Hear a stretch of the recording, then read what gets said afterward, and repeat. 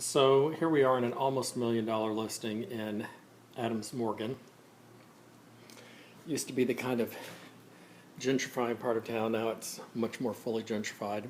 I used to live a couple of blocks from here in the early 90s when nobody would have had this kind of kitchen because people were only beginning to make sumptuous kitchens in general for middle and upper middle class people, and when this neighborhood in particular might have had huge kitchens but didn't have stainless steel and granite and etc. When I lived here, there used to be people on every corner. That's actually kind of returned, who would ask you for change as you walked along. At the time I had no money. I'd be walking along because I couldn't even afford to take the bus, and the same people would ask me for change every day.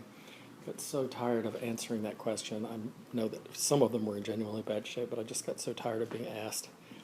Of course, they didn't understand that anybody who actually had money to help them would be in a car, or at least on the bus or in a taxi and not walking. Anyway, I got so tired of answering that question, I just stopped, and then was occasionally verbally attacked by one person in particular who tried to guess why I was not talking to him, which of course had to do with race.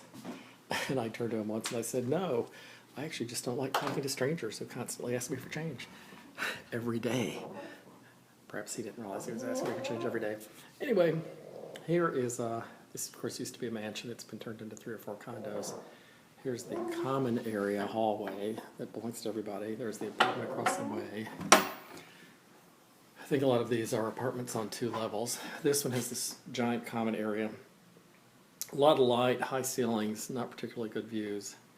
This is a living room, a little foyer, the kitchen. I guess the kitchen has a built-in dining room. Then there's a back mud room. There's this front pantry, which is fairly large. There's a front half bath, which is nice and new. Out back there's a little landing and a parking space. And then down below there are bedrooms and bathrooms and other rooms, and we will get to them in a minute. There's the little mud room. There's their little small back deck, big enough for a table, and there's the parking. This is between Biltmore Streets and Calvert Streets in Colorado Triangle off 18th. Anyway, it's listed for $850. Long ago, about a block from here, I sold a 2-bedroom, 2-bathroom co-op. Now this is a condo. That didn't have parking, it only had 1 bathroom, and it didn't have central air. This does have parking. It does have central air, but I sold it in something like '95 for $124,000 or something like that.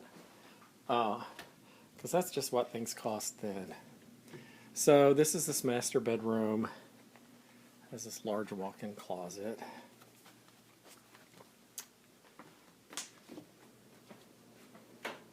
There's this very sumptuous master bath, fairly sumptuous, especially since this is a conversion of what used to be a basement. There's a jacuzzi tub. And then there's a second bathroom over here.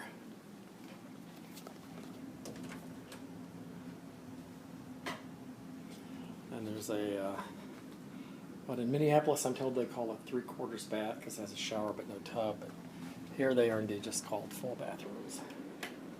And here's our second bathroom, bedroom. You can tell it's kind of basement-y. Here's its closet.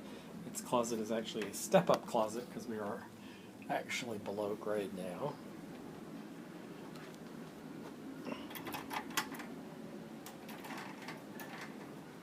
This bedroom, some of its windows actually look into the little storage space under the little deck above that is the back deck to this place where they have a little table.